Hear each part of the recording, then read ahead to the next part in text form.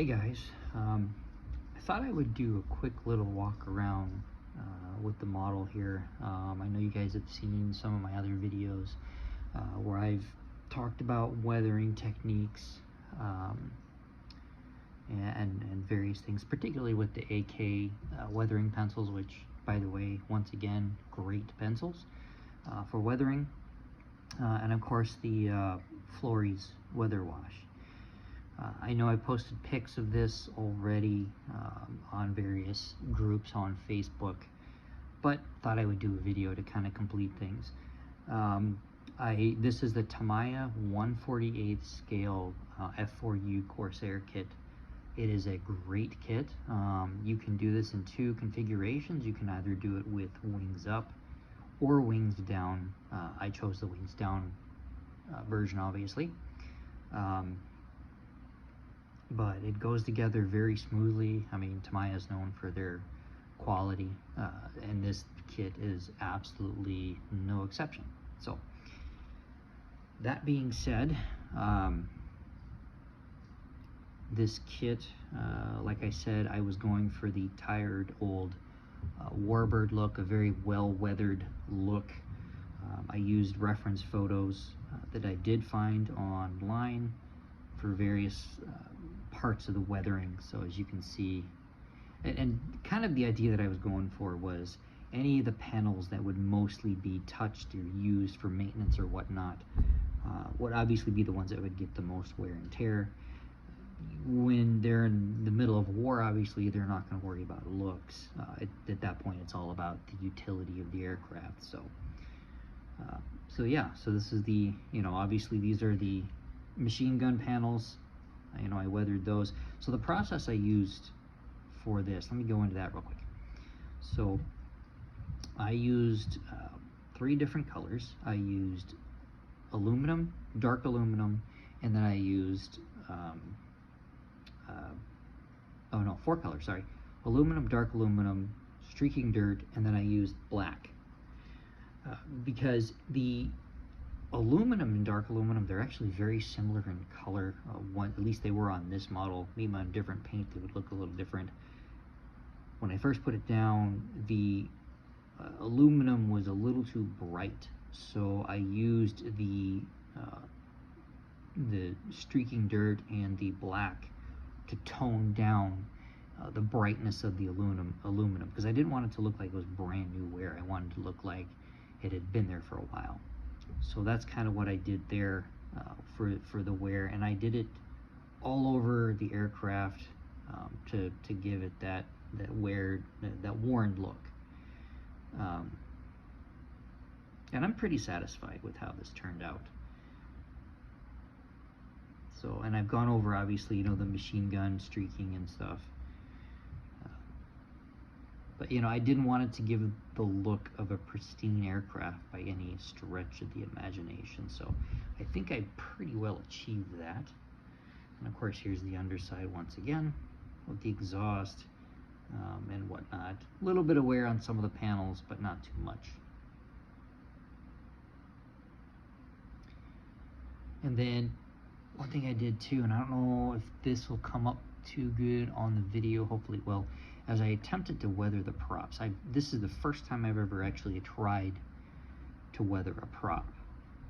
But for that process, I used dark aluminum. I used, what else did I use? Dark aluminum, light gray, dark gray, and then blue, believe it or not. And then a little bit of black too, to kind of give it a multi-dimensional look. Oh, sorry, I'm not even on the screen there. There we go. Hopefully you guys can see some of that detail in there in the props.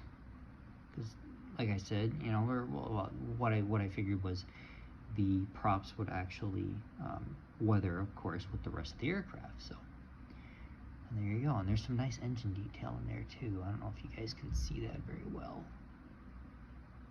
That looks okay. So. And then, of course, I did antenna rigging. My first time ever doing antenna rigging. Hopefully you guys can see that as well. This is the easy line. This stuff is super easy to work with, and it's flexible. That's the nice thing about it too. If you can see me pushing on that line, and it springs back to its shape. The way to attach this stuff is I used brush-on super glue. You do not want to use regular modeling glue like Tamiya. I'm a huge fan of Tamiya products, so I use the Tamiya Quick Set, and then I use the Tamiya, oh, it's the thicker one, and I can't remember what it's called off the top of my head. Those are the two main ones that I use. But I did a little bit of research on the Easy line, and there was a video I came across on YouTube, and basically what they said is you want to use a brush-on super glue. You cut the line longer than you need it, and then you brush it on to the point where you're going to mount the line, and then you touch it there and hold it there for 5 to 10 seconds roughly. You know, tweezers are great for this, and then you stretch it out to where you need it to be attached to, and you brush on, but you brush on the glue first, and you stretch out what you need it attached to, and then you go ahead and you attach it, hold it for 5 to 10 seconds, then you cut the line with a hobby knife. Works great. Actually, this top line here, I actually had to do this one twice, because I actually ended up messing it up the first time around, and then of course it's starting to fray there because I didn't get exactly a clean cut, but I'm going to leave it alone. I don't know if you can see that in the screen or not, but there's a little piece that's hanging off there. I'm just going to leave it. But yeah, this Easy line's actually very easy to work with. Find it at various hobby stores. You can find it on eBay and whatnot, so it's great stuff. Works really, really well.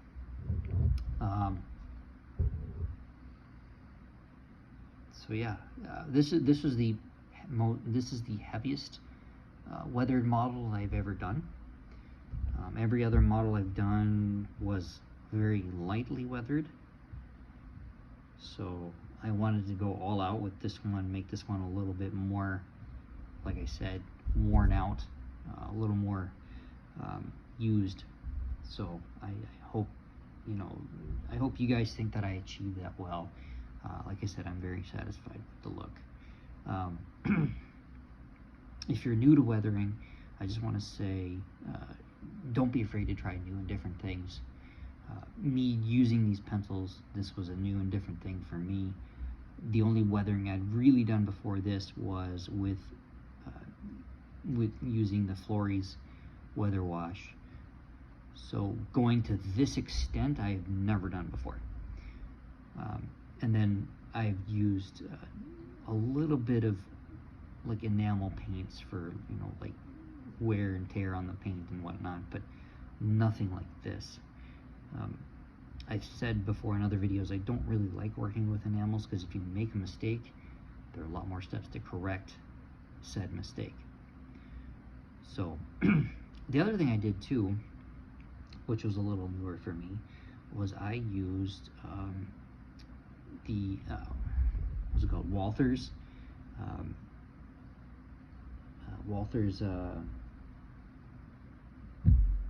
decal solvent. It's, basically what it is. So the whole idea behind it is give the decals, move that more on the screen there, to give the decals more of a painted on look rather than just looking like stickers on your model. That stuff works amazingly well. You have to be careful with it. You can overuse it. You put it on the decal, and you also want to use microsol. And microsol will allow you to put the decals, slide the decals into position. It makes the surface a little more slippery. Slide the decals in position, or you can just use straight water, that's fine too. And then when the decal is in place, maybe still a little bit wet, you put the decal solvent on there. It'll actually make the decal wrinkle up. What that's doing is it's creating a bond to the plastic and to the paint. And then the wrinkling will go away. You don't have to touch it. As a matter of fact, I recommend that you don't touch it. because if you do, you can increase the chance of mucking up the decal. You don't want to do that. Matter of fact, the first decal that I put on, that's why this decal actually looks different. It's got the blue field behind the store versus these ones. See, there's no blue field. If I can get in the camera there, there's no blue field there. So this one has the blue field. The reason why is because I actually mucked up the first decal. I didn't do it with the solid set. I actually broke the decal so badly that it wasn't salvageable. So I just opted for the other decal that came with the kit. So I know it doesn't match, but you know, it'll work for my purposes. But anyway, the solid set allows it to bond to the plastic, and it gets the decal down in the grooves and stuff that are in the plastic, so as you can see, like all that detail, the paneling detail is underneath. Instead of like before, you know, or if you're not using this stuff, basically what it'll do is the decal will just be over the top of everything, and you won't see any of the lines going through the insignia. So, and that's the whole idea behind that. Gives a little bit more authenticity to the aircraft, makes it look painted on instead of just stuck on like a sticker or a decal.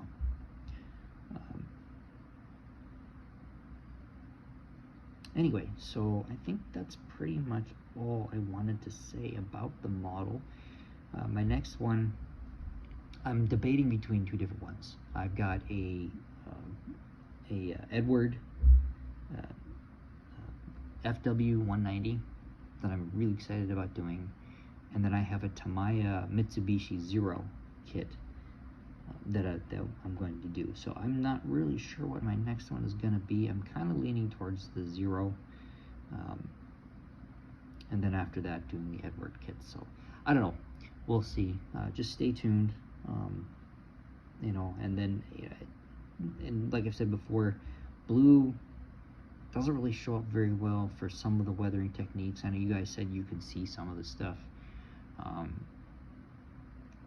but I think if I do a lighter colored kit, I mean, you know, because I'm going to do that one in green, you guys will be able to see the detail a little bit better rather than just on the blue here. So anyway, that's the plan. So you know, as I get into that other kit, I'll post videos and whatnot. Maybe I'll do some assembly videos too, to kind of give you, you know, especially for newer modelers, kind of give you guys an idea of some of the process that I go through to do this stuff. Anyway, hope you guys enjoy this. Hope you find it useful as always, and I will catch you all later.